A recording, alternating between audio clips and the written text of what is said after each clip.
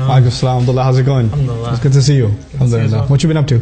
Nothing much. Just Man, I'm tired. Oh, man. Where'd you traveled this week, right? No, not this week. Trip's coming up, but just getting prepped for programs and stuff. Oh, it's fun. Alhamdulillah. Especially after class this week, a couple of emails came through that it's like so this is one email, right? This lady emails, it's a really long email about how she's read that the Quran never talks about covering the head, right? Now, it's not a messed up thing necessarily, but she says, I read the ayah and I read, what it says in Surah number 24, Surah An-Nur has the ayah, right? And it uses the word khimar, which is for veil. And I looked up the dictionary and it says things like a shawl or cover, so it never ever says anything about covering the head, right? And I start thinking, is this a common confusion, or is this just this one-time email? Yeah. So I do a little digging, and it's actually extremely common. Like, a lot of people think that the ayah is not talking about covering the head at all, right? So it's a really common confusion. I didn't know. So, one of the things I really want to do is kind of address this in a sane way. I'm not interested in getting somebody to wear hijab. That's their decision, right? But at the end of the day, if something's being said about the Quran, we have to be honest. And what is it saying? And there are people who would like it to mean something it doesn't mean, and then there are people who are genuinely, they just don't know any better and they're confused about the subject. And I'd like to assume that anybody who has this confusion, they just don't know any better, or whatever they read convinced them of this. I don't like to think that they're they mean evil, or they're trying to have an agenda, have an agenda, or a misguided opinion or whatever. So the cool thing about Arabic, right, is that for covering the head, just covering the head, there's 9 different words. Wow.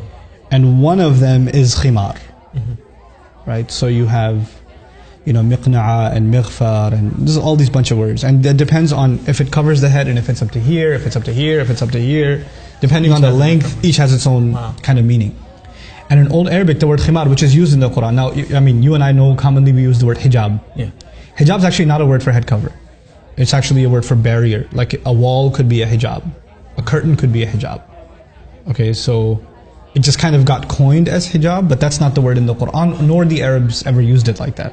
Okay, so the word is khimar. And the cool thing about it is the word itself includes the meaning of covering the head. Like the head and then some. And it's used before Islam. The men used to have khimar too. One of the names for their turban, if it was extra long and it went down to almost middle of the belly, the men used to call it khimar too.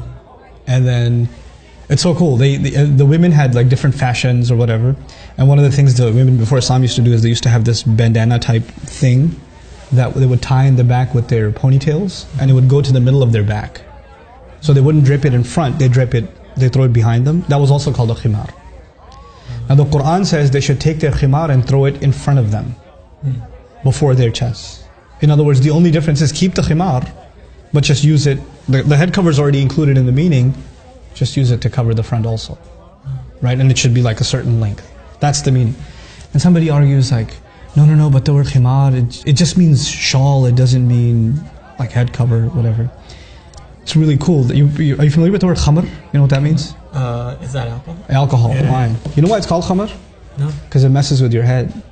Khamara blocks your judgment. Khamara literally means to cover, and it's called khamr because it messes with your mind. It creates a block in your mind. It's almost as though your head is covered up with something when you take khamr. It's part of the meaning of the word. We're not even talking about the Islamic meaning. We're talking about Arabic itself. Back in the day, they'd see some horses are funny colors, from the neck onwards it's white and the rest of it's brown or something like that. They would say that horse is mutakhammir. It's like it has a khimar on. So, how are you going to explain that as the horses don't have shawls on? Yeah.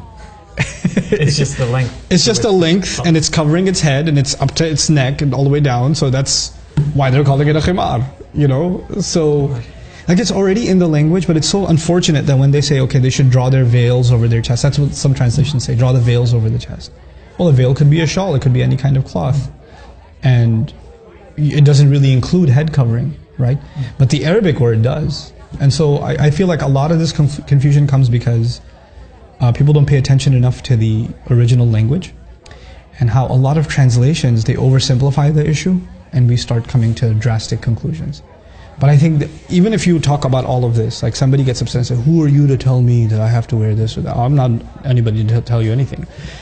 But what I'd like to, at least for people to know, is, okay, here's what the word is in the Quran and here's what it means and here's how we can understand it. If you think there's better evidence, if you think there's another meaning in Arabic, then maybe you should tell me about it. So, I don't know, maybe I should do a talk about that someday. Yeah.